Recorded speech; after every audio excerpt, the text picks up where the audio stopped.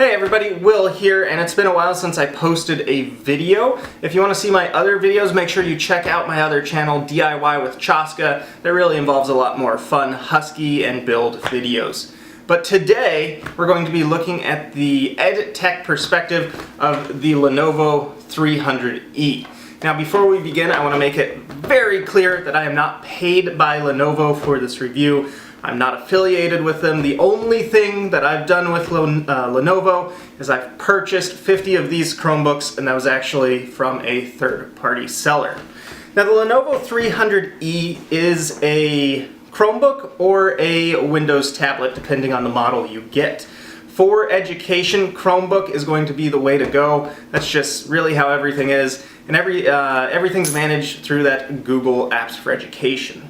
Now the 300e itself is part of a series that Lenovo recently came out with targeted for education. That is the 100e, the 300e, and the 500e. The difference being the 100e is kind of the base model, doesn't have a touchscreen, and there's some other things with it. The 300e is kind of the mid-level model, which has a touchscreen and has some great features to it, and the 500e is essentially the 300e with just some bumped up features and a dedicated stylus with it. Now my problem with the 500e and the reason that I decided not to go with it was that stylus has a huge potential for getting lost. Even though that there's a port in the Chromebook itself to store it, it is a huge potential that a student's going to lose it, and we just want to minimize that at all costs. So the 300e was perfect, and it has a really cool feature that I'm excited to show you about it.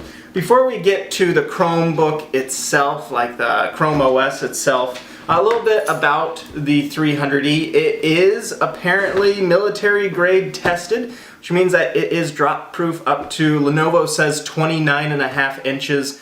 So about roughly the size of a student desk, which is perfect for the education setting. It also has a sealed keyboard, which means that if anything gets spilled on the keyboard itself, it's not going to go down onto the motherboard and destroy the Chromebook. The keys are also apparently connected in a special way that prevents them from popping out.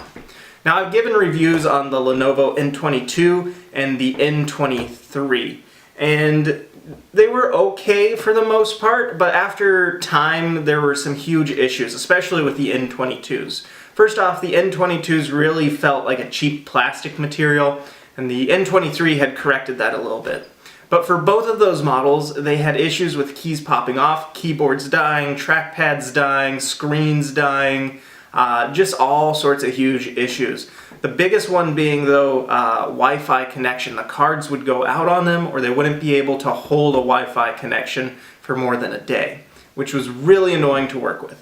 Now these 300Es have been deployed in our school for about a week now, and I'll be honest, I haven't had any issues, I haven't heard any complaints about them, but you know, as time goes on, as they get some wear and tear, we'll see what happens there. The 300e, I will say, one of my biggest flaws with it is when you're looking at the side, you only get a Type-C port, a USB 3.0, and a SD card slot. And it doesn't work out too well if you have a student who needs to have both a keyboard and mouse plugged in at the same time.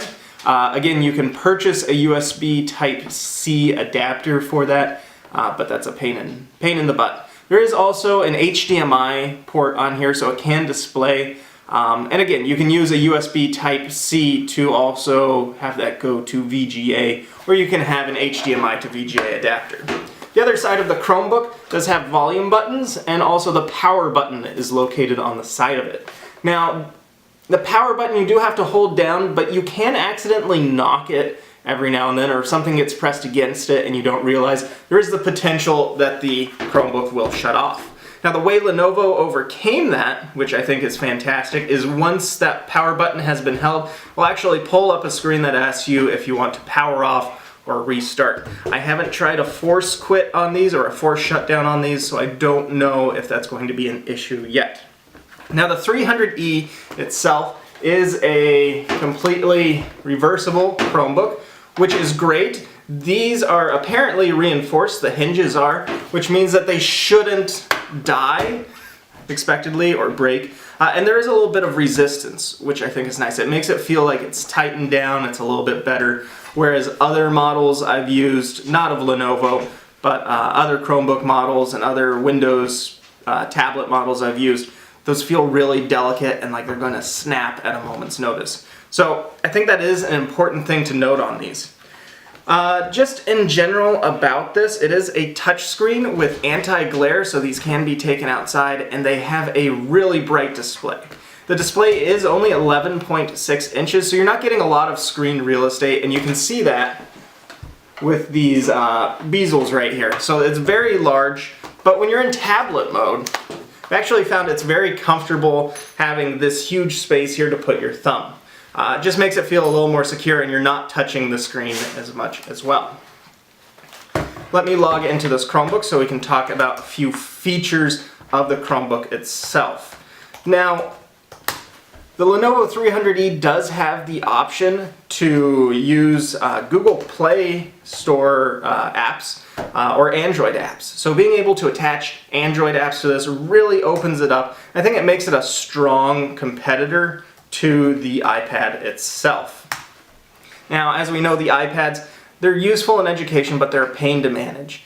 And the ability for this to be managed by Google Apps for Education through that admin console, be a touch screen, and also have Android apps attached to it, as well as Chrome apps, makes it a huge benefit in the classroom.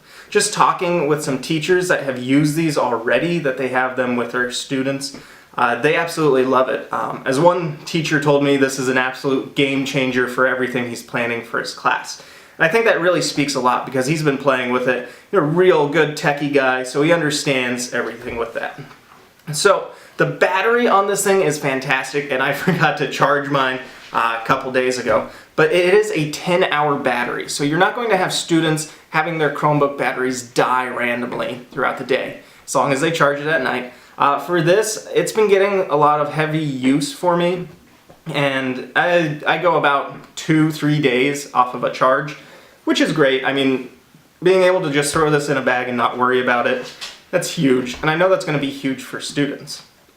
What other features? Let's go ahead and talk about one of the coolest features. I'm going to be opening up Google Keep here. So as I open up Google Keep, I have to go grab a pencil.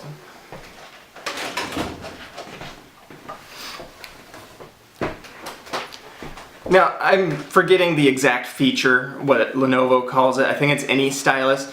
But the thing I love about this 300e is the ability for students who have a pencil out and they're taking notes, and they need to transition over to the Chromebook, or they want to take notes on the Chromebook, they can do that just with a pencil and write right on the screen. The screen doesn't leave any track marks.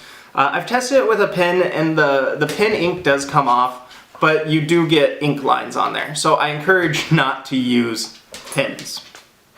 So opening up Google Keep, I'm going to flip this around in tablet mode. So opening up Google Keep, I can just use my stylus here, as long as I don't open up other stuff, right? And I can just draw on the screen. Now, I know that's hard to see right here, so I'll also be recording this on the screen so you can see what happens. But just being able for a student to go in, write, draw, anything like that. And you can see that anti-glare screen is actually working well. If I hold it at an angle, you can see more like this. Students also have the option to change the type of paper they have into graph paper, line paper, or a dot matrix paper.